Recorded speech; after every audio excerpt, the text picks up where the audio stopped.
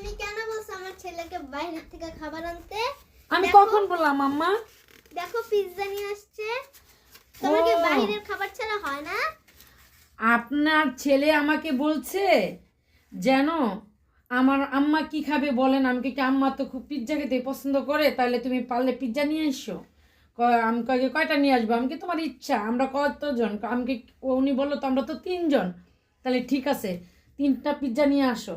তাহলে এই যে 2টা পিৎজা, আর একটা পিৎজা কি আম্মা আপনার ছেলে খাইছে না আপনি খাইছেন? আপনি তো 2টা নিয়ে আসছেন। একটা পিৎজা আমি খাইছি।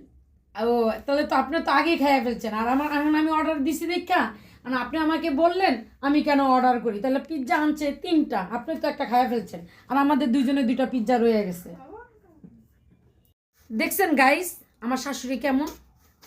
সে কিন্তু ভালো মন্দ খাইতে চায়, আমি বললে আমার দোষ হয়ে যায়। কিন্তু আগে তার ছেলে নিয়ে আসছে, সে কিন্তু আগে বাগে বের করে খেয়ে ফেলছে, আমাকে জিজ্ঞেসও করে নাই।